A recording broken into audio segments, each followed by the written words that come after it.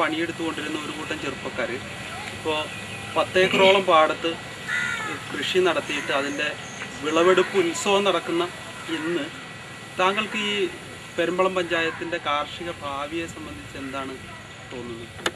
പെരുമ്പളം പഞ്ചായത്തിൽ നമ്മുടെ യുവാക്കൾ വളരെ അതിമനോഹരമായി തന്നെ 10 ഏക്കർ കൃഷി നമുക്കിവിടെ ചെയ്യുന്നുണ്ട്. എനിക്ക് ഭയങ്കര സന്തോഷമുണ്ട്. കാര്യം അവർ ഇതിൻ്റെ ആരംഭം മുതൽ തന്നെ കൃഷി ഓഫീസുമായിട്ട് ബന്ധപ്പെട്ടാണ് ഈ കാര്യങ്ങളെല്ലാം ചെയ്തിട്ടുള്ളത്. അവർക്ക് കൃഷിഭവൻ കൊടുത്തേക്കുന്ന സഹായം അല്ലെങ്കിൽ ആ പ്രോത്സാഹനം എന്നത് നമ്മുടെ ഭാവിയെ ലക്ഷ്യം വെച്ചുകൊണ്ട് മാത്രമാണ്. ധാരാളം കർഷകർ ഇന്ന് പെരുമ്പളത്ത് നെൽകൃഷി ചെയ്തു വരുന്നുണ്ട്.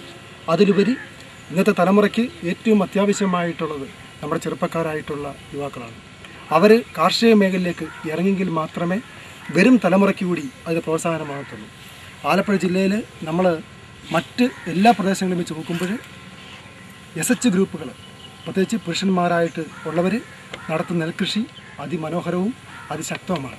അത് നമ്മുടെ ഭാവിക്ക് തന്നെ ഏറ്റവും അത്യാവശ്യമാണ്. ഭക്ഷ്യസുരക്ഷ നേരിടുന്ന ഒരു ഭീഷണിയെ ഒഴിവാക്കാൻ നമുക്ക് ഈ യുവാക്കളുടെ കൂട്ടായുള്ള സംരംഭങ്ങൾ സാധിക്കും എന്നുള്ളതാണ് എൻ്റെ പ്രത്യാശ. നിങ്ങളുടെ കൂട്ടായ്മയിൽ എത്ര പേരാണുള്ളത്? മുമ്പ് നിങ്ങൾ കൃഷിക്കാരായിരുന്നു, ഇപ്പോൾ ഇതിന് നേതൃത്വം നൽകുന്നതാരാണ്? ഞങ്ങളുടെ കൂട്ടായ്മ YSS എന്ന് പറഞ്ഞ സംഘടനയാണ്. അതിൽ 20 അംഗങ്ങളാണുള്ളത്.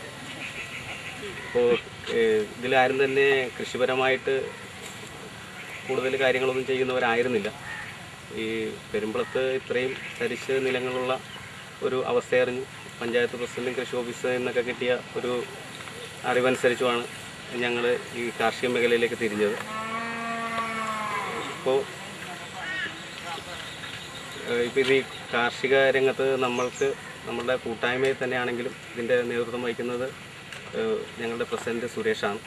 സംഘടനാപരമായിട്ട് കൂട്ടായ്മയുടെ നേതൃത്വം വഹിക്കുന്നത് ഞാനാണ്.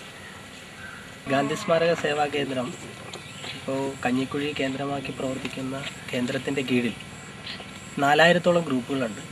ആ ഗ്രൂപ്പുകളിൽ ഈ കാർഷിക മേഖലയിൽ യുവാക്കളുടെ സാന്നിധ്യം കുറഞ്ഞതിൻ്റെ അടിസ്ഥാനത്തിലാണ് അന്നപൂർണ എന്നൊരു പ്രോഗ്രാം തന്നെ ഈ കാർഷിക മേഖലയിൽ നമ്മൾ നടപ്പിലാക്കിയിട്ടുണ്ട്.